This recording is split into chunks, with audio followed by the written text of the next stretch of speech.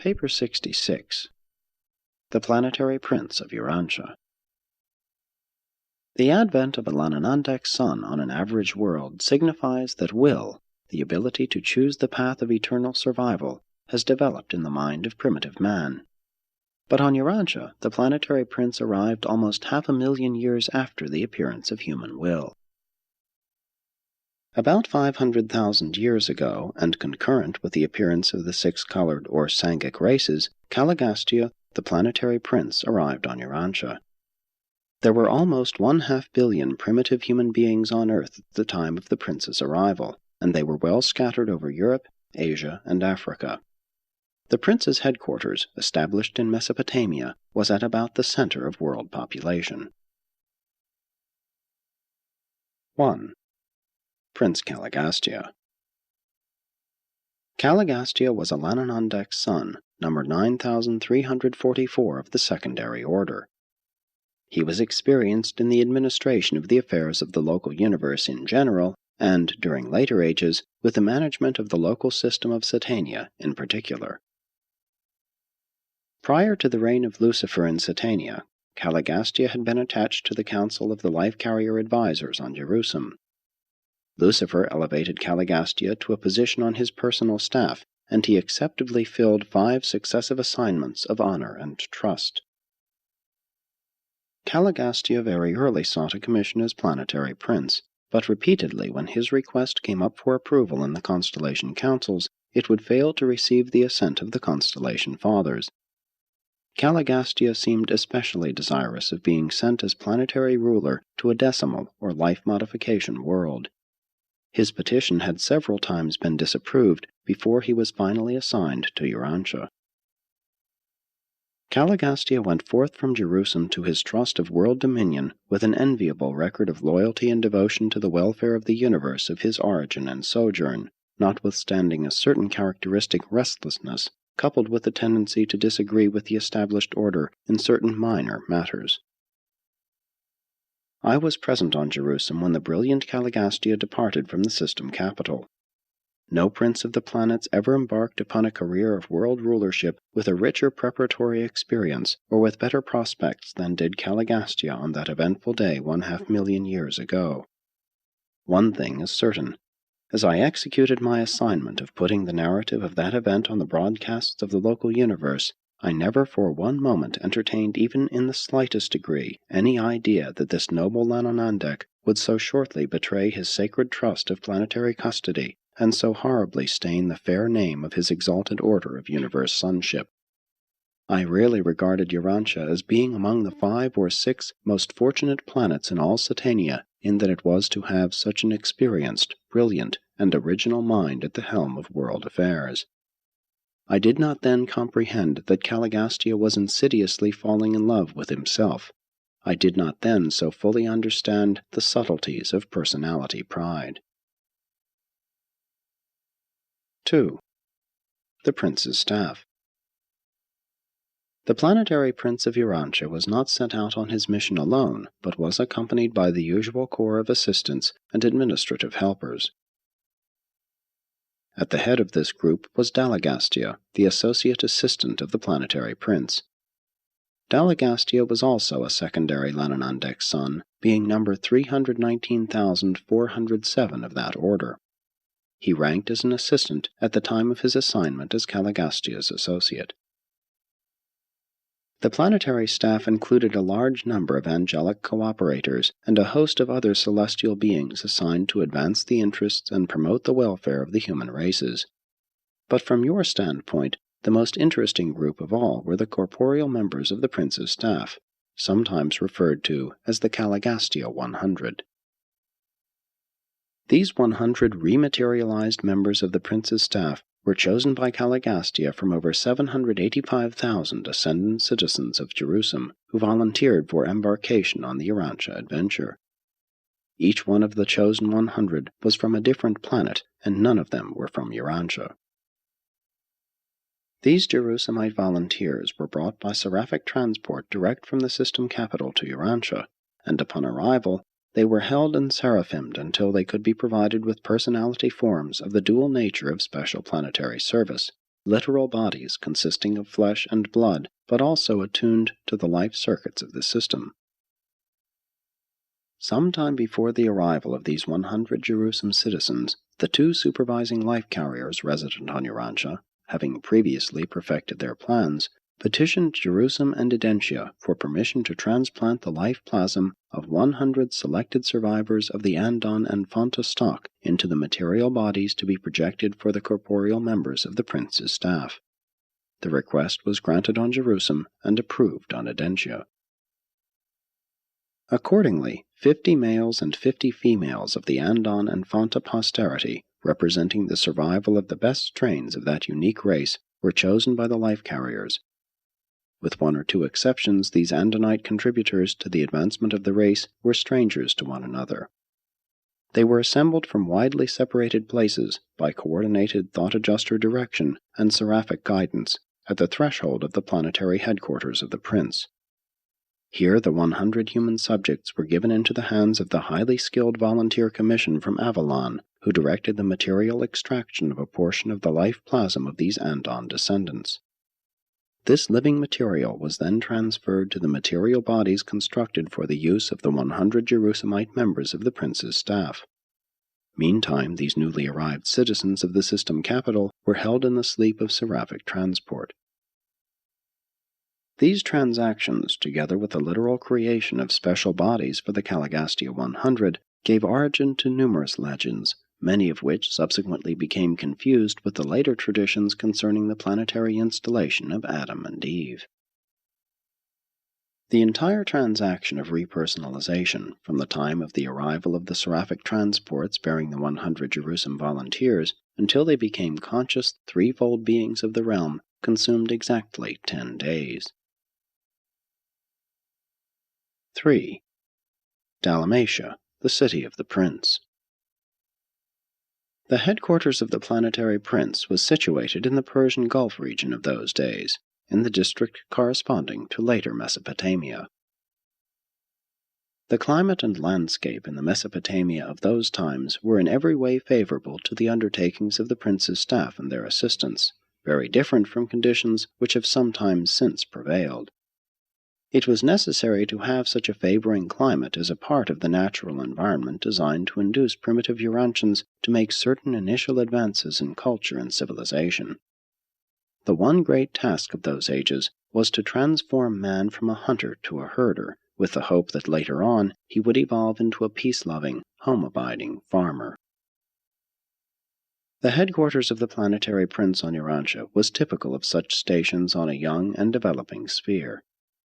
The nucleus of the prince's settlement was a very simple but beautiful city, enclosed within a wall 40 feet high.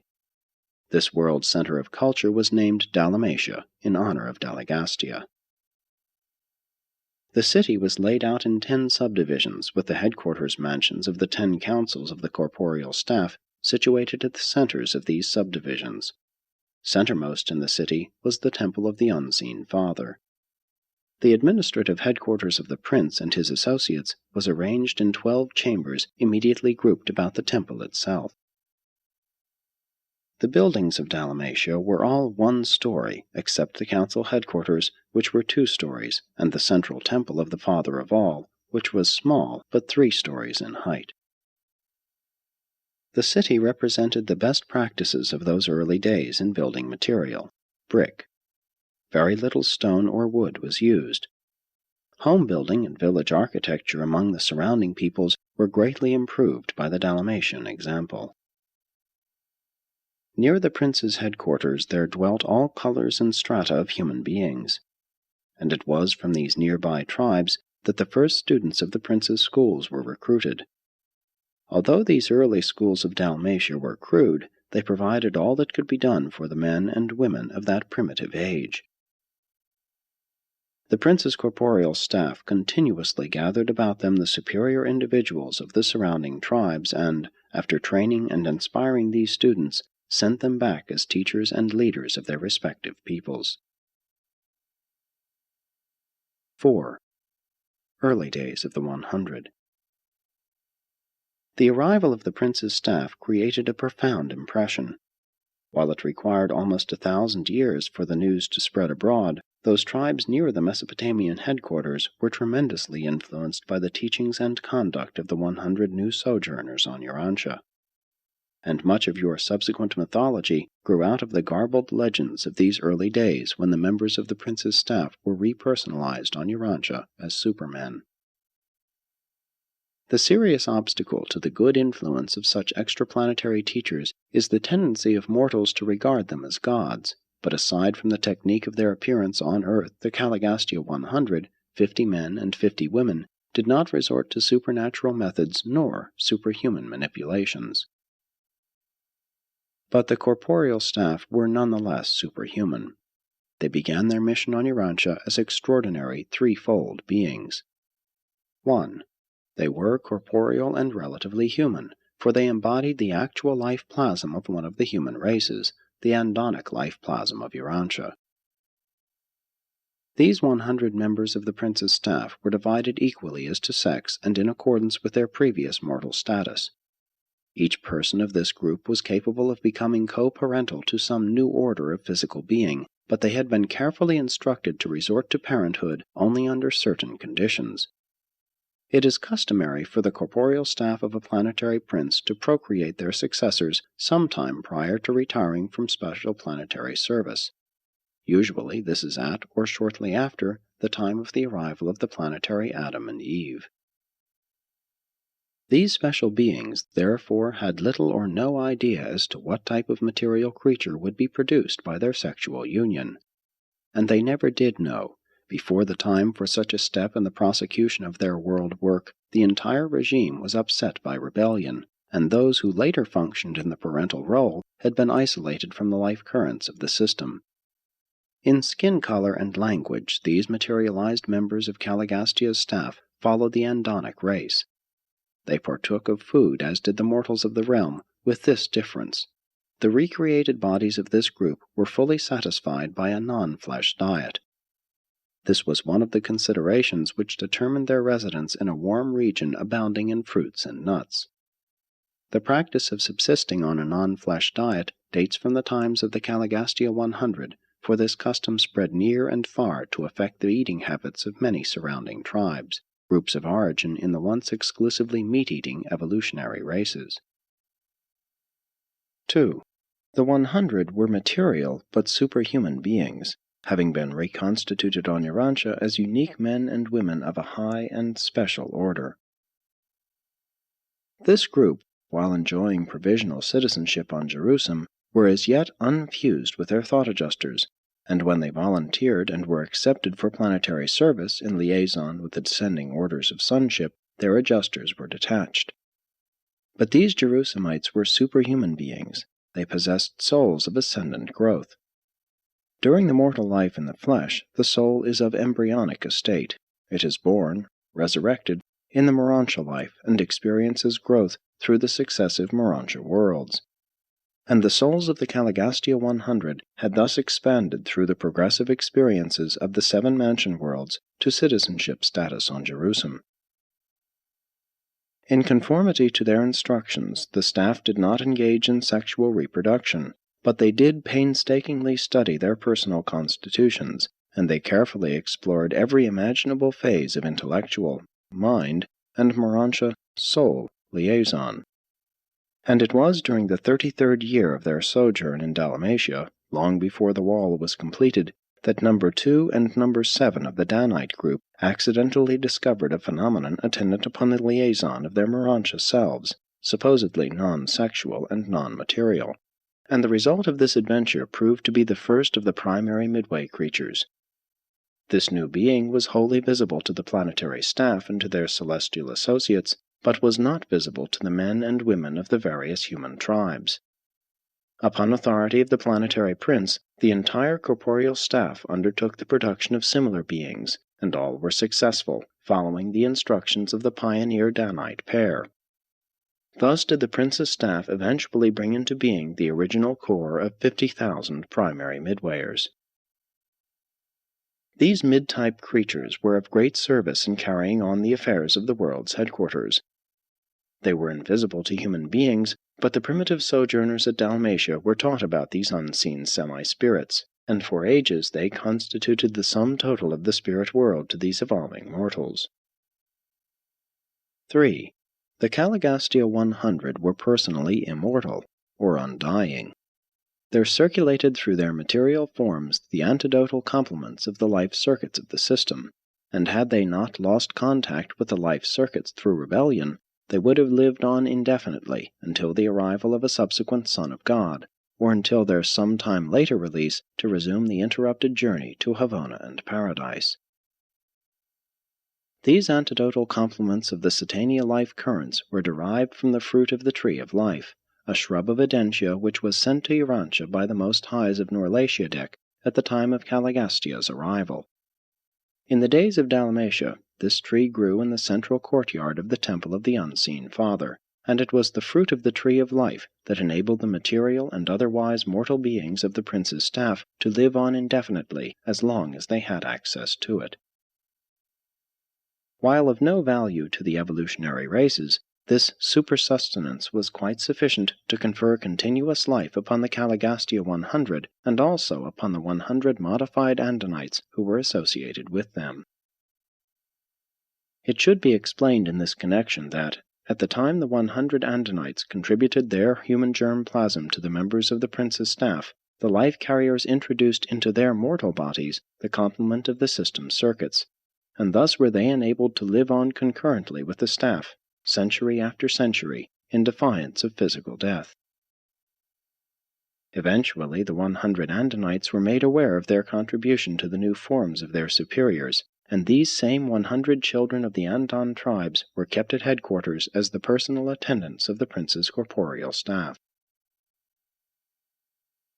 5. Organization of the 100. The 100 were organized for service in 10 autonomous councils of 10 members each. When 2 or more of these 10 councils met in joint session, such liaison gatherings were presided over by Dalagastia. These 10 groups were constituted as follows. 1. The Council on Food and Material Welfare. This group was presided over by Ang. Food, water, clothes, and the material advancement of the human species were fostered by this able corps. They taught well digging, spring control, and irrigation. They taught those from the higher altitudes and from the north improved methods of treating skins for use as clothing, and weaving was later introduced by the teachers of art and science. Great advances were made in methods of food storage. Food was preserved by cooking, drying, and smoking. It thus became the earliest property. Man was taught to provide for the hazards of famine, which periodically decimated the world. 2. The Board of Animal Domestication and Utilization. This council was dedicated to the task of selecting and breeding those animals best adapted to help human beings in bearing burdens and transporting themselves, to supply food, and later on to be of service in the cultivation of the soil. This able corps was directed by Bon. Several types of useful animals, now extinct, were tamed together with some that have continued as domesticated animals to the present day. Man had long lived with the dog, and the blue man had already been successful in taming the elephant. The cow was so improved by careful breeding as to become a valuable source of food. Butter and cheese became common articles of human diet. Men were taught to use oxen for burden-bearing, but the horse was not domesticated until a later date. The members of this corps first taught men to use the wheel for the facilitation of traction. It was in these days that carrier pigeons were first used, being taken on long journeys for the purpose of sending messages or calls for help. Bon's group were successful in training the great fandors as passenger birds, but they became extinct more than 30,000 years ago. 3. The advisors regarding the conquest of predatory animals. It was not enough that early man should try to domesticate certain animals, but he must also learn how to protect himself from destruction by the remainder of the hostile animal world. This group was captained by Dan. The purpose of an ancient city wall was to protect against ferocious beasts, as well as to prevent surprise attacks by hostile humans. Those living without the walls and in the forest were dependent on tree dwellings, stone huts, and the maintenance of night fires. It was, therefore, very natural that these teachers should devote much time to instructing their pupils in the improvement of human dwellings. By employing improved techniques and by the use of traps, great progress was made in animal subjugation. 4. The faculty on dissemination and conservation of knowledge. This group organized and directed the purely educational endeavors of those early ages. It was presided over by Fad. The educational methods of Fad consisted in supervision of employment, accompanied by instruction in improved methods of labor. Fad formulated the first alphabet and introduced a writing system. This alphabet contained 25 characters.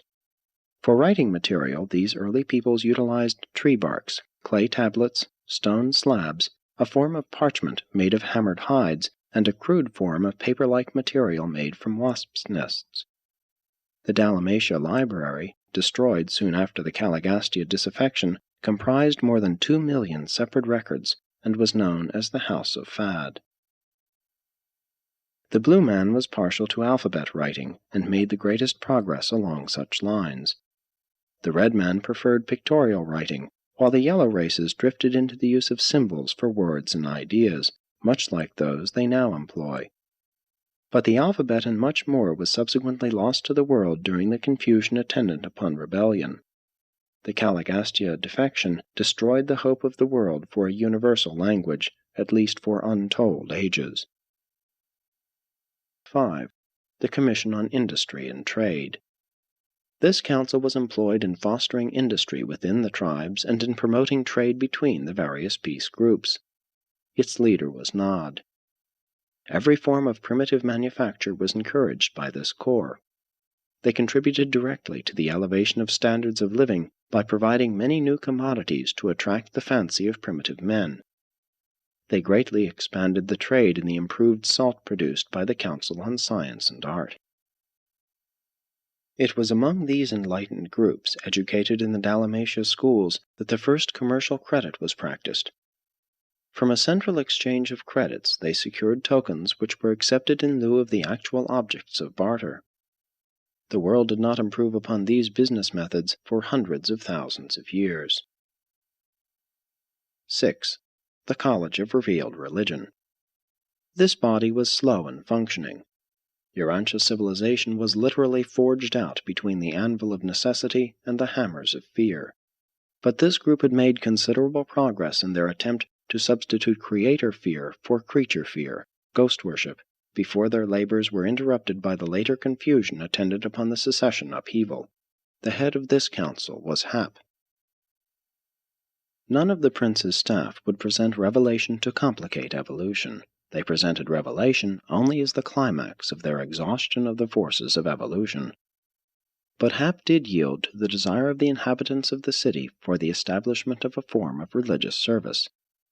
His group provided the Dalmatians with the 7 chants of worship, and also gave them the daily praise phrase, and eventually taught them the Father's prayer, which was, "Father of all, whose Son we honor, look down upon us with favor. Deliver us from the fear of all save you. Make us a pleasure to our divine teachers, and forever put truth on our lips. Deliver us from violence and anger. Give us respect for our elders and that which belongs to our neighbors. Give us this season green pastures and fruitful flocks to gladden our hearts. We pray for the hastening of the coming of the promised uplifter, and we would do your will on this world as others do on worlds beyond." Although the prince's staff were limited to natural means and ordinary methods of race improvement, they held out the promise of the Adamic gift of a new race as the goal of subsequent evolutionary growth upon the attainment of the height of biologic development. 7. The Guardians of Health and Life. This council was concerned with the introduction of sanitation and the promotion of primitive hygiene, and was led by Lut. Its members taught much that was lost during the confusion of subsequent ages, never to be rediscovered until the 20th century. They taught mankind that cooking, boiling, and roasting was a means of avoiding sickness, also that such cooking greatly reduced infant mortality and facilitated early weaning. Many of the early teachings of Lut's guardians of health persisted among the tribes of Earth on down to the days of Moses, even though they became much garbled and were greatly changed. The great obstacle in the way of promoting hygiene among these ignorant peoples consisted in the fact that the real causes of many diseases were too small to be seen by the naked eye, and also because they all held fire in superstitious regard. It required thousands of years to persuade them to burn refuse. In the meantime, they were urged to bury their decaying rubbish. The great sanitary advance of this epoch came from the dissemination of knowledge regarding the health-giving and disease-destroying properties of sunlight. Before the prince's arrival, bathing had been an exclusively religious ceremonial. It was indeed difficult to persuade primitive men to wash their bodies as a health practice. Lut finally induced the religious teachers to include cleansing with water as a part of the purification ceremonies to be practiced in connection with the noontime devotions once a week in the worship of the Father of all. These guardians of health also sought to introduce handshaking in substitution for saliva exchange or blood drinking as a seal of personal friendship and as a token of group loyalty. But when out from under the compelling pressure of the teachings of their superior leaders, these primitive peoples were not slow in reverting to their former health-destroying and disease-breeding practices of ignorance and superstition. 8. The Planetary Council on Art and Science. This corps did much to improve the industrial technique of early man and to elevate his concepts of beauty. Their leader was Mech. Art and science were at a low ebb throughout the world, but the rudiments of physics and chemistry were taught the Dalmatians. Pottery was advanced, decorative arts were all improved, and the ideals of human beauty were greatly enhanced, but music made little progress until after the arrival of the violet race. These primitive men would not consent to experiment with steam power, notwithstanding the repeated urgings of their teachers. Never could they overcome their great fear of the explosive power of confined steam. They were, however, finally persuaded to work with metals and fire, although a piece of red-hot metal was a terrorizing object to early man. Mech did a great deal to advance the culture of the Andonites and to improve the art of the blue man. A blend of the blue man with the Andon stock produced an artistically gifted type, and many of them became master sculptors. They did not work in stone or marble, but their works of clay, hardened by baking, adorned the gardens of Dalmatia. Great progress was made in the home arts, most of which were lost in the long and dark ages of rebellion, never to be rediscovered until modern times. 9. The governors of advanced tribal relations. This was the group entrusted with the work of bringing human society up to the level of statehood. Their chief was Tut. These leaders contributed much to bringing about intertribal marriages.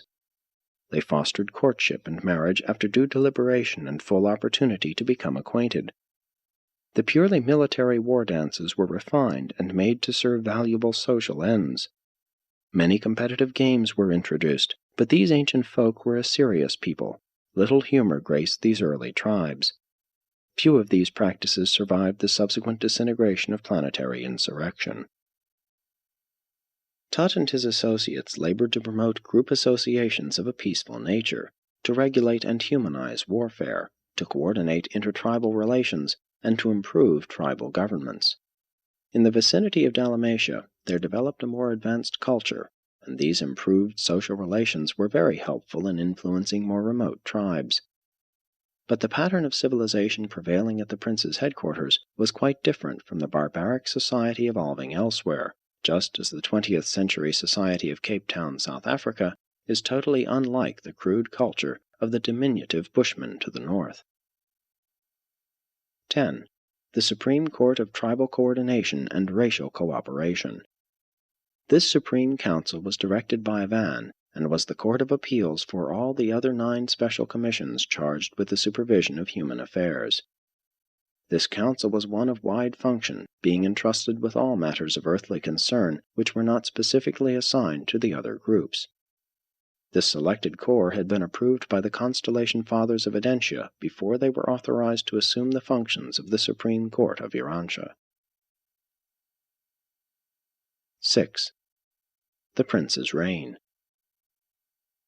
The degree of a world's culture is measured by the social heritage of its native beings, and the rate of cultural expansion is wholly determined by the ability of its inhabitants to comprehend new and advanced ideas. Slavery to tradition produces stability and cooperation by sentimentally linking the past with the present, but it likewise stifles initiative and enslaves the creative powers of the personality. The whole world was caught in the stalemate of tradition-bound mores when the CALIGASTIA 100 arrived and began the proclamation of the new gospel of individual initiative within the social groups of that day. But this beneficent rule was so soon interrupted that the races never have been wholly liberated from the slavery of custom. Fashion still unduly dominates Urantia. The CALIGASTIA 100, graduates of the Satania Mansion worlds, well knew the arts and culture of Jerusalem, but such knowledge is nearly valueless on a barbaric planet populated by primitive humans. These wise beings knew better than to undertake the sudden transformation or the en masse uplifting of the primitive races of that day. They well understood the slow evolution of the human species, and they wisely refrained from any radical attempts at modifying man's mode of life on Earth. Each of the 10 planetary commissions set about slowly and naturally to advance the interests entrusted to them. Their plan consisted in attracting the best minds of the surrounding tribes and, after training them, sending them back to their people as emissaries of social uplift. Foreign emissaries were never sent to a race except upon the specific request of that people. Those who labored for the uplift and advancement of a given tribe or race were always natives of that tribe or race. The 100 would not attempt to impose the habits and mores of even a superior race upon another tribe. Always they patiently worked to uplift and advance the time-tried mores of each race.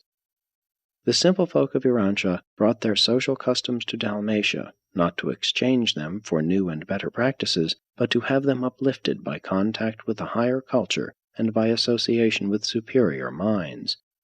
The process was slow, but very effectual. The Dalmatia teachers sought to add conscious social selection to the purely natural selection of biologic evolution. They did not derange human society, but they did markedly accelerate its normal and natural evolution. Their motive was progression by evolution, and not revolution by revelation. The human race had spent ages in acquiring the little religion and morals it had, and these supermen knew better than to rob mankind of these few advances by the confusion and dismay which always result when enlightened and superior beings undertake to uplift the backward races by over-teaching and over-enlightenment. When Christian missionaries go into the heart of Africa, where sons and daughters are supposed to remain under the control and direction of their parents throughout the lifetime of the parents, they only bring about confusion and the breakdown of all authority when they seek, in a single generation, to supplant this practice by teaching that these children should be free from all parental restraint after they have attained the age of 21. 7. Life in Dalmatia. The prince's headquarters, though exquisitely beautiful and designed to awe the primitive men of that age, was altogether modest. The buildings were not especially large, as it was the motive of these imported teachers to encourage the eventual development of agriculture through the introduction of animal husbandry. The land provision within the city walls was sufficient to provide for pasturage and gardening for the support of a population of about 20,000.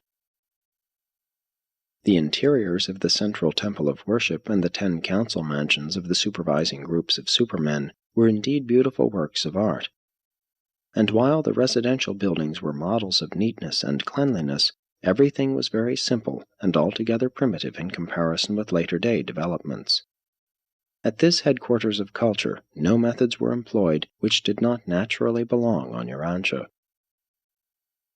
The prince's corporeal staff presided over simple and exemplary abodes, which they maintained as homes designed to inspire and favorably impress the student observers sojourning at the world's social center and educational headquarters.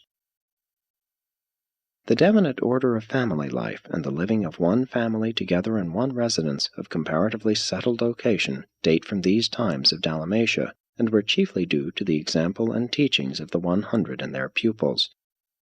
The home as a social unit never became a success until the supermen and superwomen of Dalmatia led mankind to love and plan for their grandchildren and their grandchildren's children. Savage man loves his child, but civilized man loves also his grandchild. The prince's staff lived together as fathers and mothers. True, they had no children of their own, but the 50 pattern homes of Dalmatia never sheltered less than 500 adopted little ones assembled from the superior families of the Andonic and Sangic races. Many of these children were orphans. They were favored with the discipline and training of these superparents, and then, after 3 years in the schools of the prince, they entered from 13 to 15. They were eligible for marriage and ready to receive their commissions as emissaries of the prince to the needy tribes of their respective races. Fad sponsored the Dalmatia plan of teaching that was carried out as an industrial school in which the pupils learned by doing, and through which they worked their way by the daily performance of useful tasks. This plan of education did not ignore thinking and feeling in the development of character, but it gave first place to manual training. The instruction was individual and collective. The pupils were taught by both men and women, and by the two acting conjointly. One half of this group instruction was by sexes, the other half was coeducational. Students were taught manual dexterity as individuals and were socialized in groups or classes. They were trained to fraternize with younger groups, older groups, and adults, as well as to do teamwork with those of their own ages. They were also familiarized with such associations as family groups, play squads, and school classes. Among the later students trained in Mesopotamia for work with their respective races were Andonites from the highlands of western India, together with representatives of the red men and the blue men. Still later, a small number of the yellow race were also received. Hap presented the early races with a moral law. This code was known as the Father's Way, and consisted of the following 7 commands. 1. You shall not fear nor serve any god, but the Father of all. 2. You shall not disobey the Father's Son, the world's ruler, nor show disrespect to his superhuman associates. 3. You shall not speak a lie when called before the judges of the people. 4. You shall not kill men, women, or children. 5. You shall not steal your neighbor's goods or cattle. 6. You shall not touch your friend's wife. 7. You shall not show disrespect to your parents or to the elders of the tribe. This was the law of Dalmatia for almost 300,000 years, and many of the stones on which this law was inscribed now lie beneath the waters off the shores of Mesopotamia and Persia. It became the custom to hold one of these commands in mind for each day of the week, using it for salutations and mealtime thanksgiving. The time measurement of these days was the lunar month, this period being reckoned as 28 days. That, with the exception of day and night, was the only time reckoning known to the early peoples. The 7-day week was introduced by the Dalmatia teachers, and grew out of the fact that 7 was 1/4 of 28. The significance of the number 7 in the superuniverse undoubtedly afforded them opportunity to introduce a spiritual reminder into the common reckoning of time. But there is no natural origin for the weekly period. The country around the city was quite well settled within a radius of 100 miles. Immediately surrounding the city, hundreds of graduates of the prince's schools engaged in animal husbandry and otherwise carried out the instruction they had received from his staff and their numerous human helpers. A few engaged in agriculture and horticulture. Mankind was not consigned to agricultural toil as the penalty of supposed sin. In the sweat of your face shall you eat the fruit of the fields, was not a sentence of punishment pronounced because of man's participation in the follies of the Lucifer rebellion under the leadership of the traitorous CALIGASTIA. The cultivation of the soil is inherent in the establishment of an advancing civilization on the evolutionary worlds, and this injunction was the center of all teaching of the planetary prince and his staff throughout the 300,000 years which intervened between their arrival on Urantia and those tragic days when CALIGASTIA threw in his lot with the rebel Lucifer. Work with the soil is not a curse. Rather is it the highest blessing to all who are thus permitted to enjoy the most human of all human activities. At the outbreak of the rebellion, Dalmatia had a resident population of almost 6,000. This number includes the regular students, but does not embrace the visitors and observers, who always numbered more than 1,000. But you can have little or no concept of the marvelous progress of those faraway times. Practically all of the wonderful human gains of those days were wiped out by the horrible confusion and abject spiritual darkness which followed the CALIGASTIA catastrophe of deception and sedition. 8. Misfortunes of CALIGASTIA. In looking back over the long career of CALIGASTIA, we find only one outstanding feature of his conduct that might have challenged attention. He was ultra-individualistic. He was inclined to take sides with almost every party of protest, and he was usually sympathetic with those who gave mild expression to implied criticism. We detect the early appearance of this tendency to be restless under authority, to mildly resent all forms of supervision. While slightly resentful of senior counsel and somewhat restive under superior authority, nonetheless, whenever a test had come, he had always proved loyal to the universe rulers and obedient to the mandates of the Constellation Fathers. No real fault was ever found in him up to the time of his shameful betrayal of Urantia.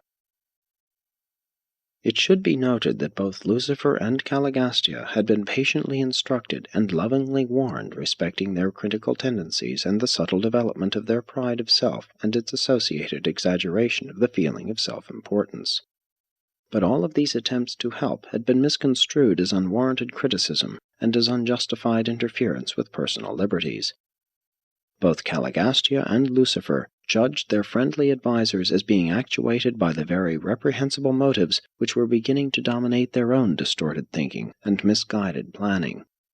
They judged their unselfish advisers by their own evolving selfishness. From the arrival of Prince CALIGASTIA, planetary civilization progressed in a fairly normal manner for almost 300,000 years.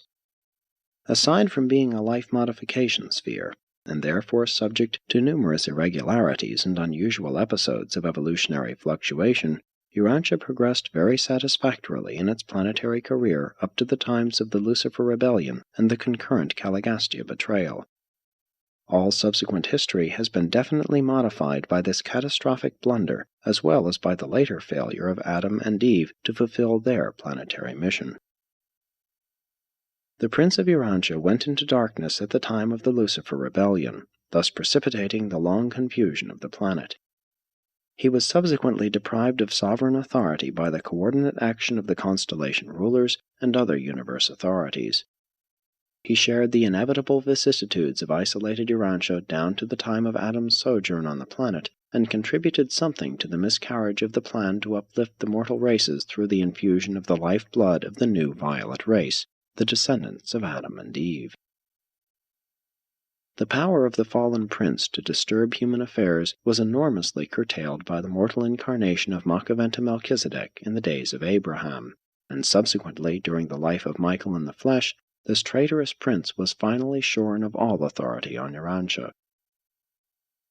The doctrine of a personal devil on Urantia, though it had some foundation in the planetary presence of the traitorous and iniquitous CALIGASTIA, was nevertheless wholly fictitious in its teachings that such a devil could influence the normal human mind against its free and natural choosing. Even before Michael's bestowal on Urantia, neither CALIGASTIA nor DALAGASTIA was ever able to oppress mortals or to coerce any normal individual into doing anything against the human will. The free will of man is supreme in moral affairs. Even the indwelling thought adjuster refuses to compel man to think a single thought or to perform a single act against the choosing of man's own will. And now this rebel of the realm, shorn of all power to harm his former subjects, awaits the final adjudication by the Versa Ancients of Days of all who participated in the Lucifer Rebellion. Presented by a Melchizedek of Nebadon.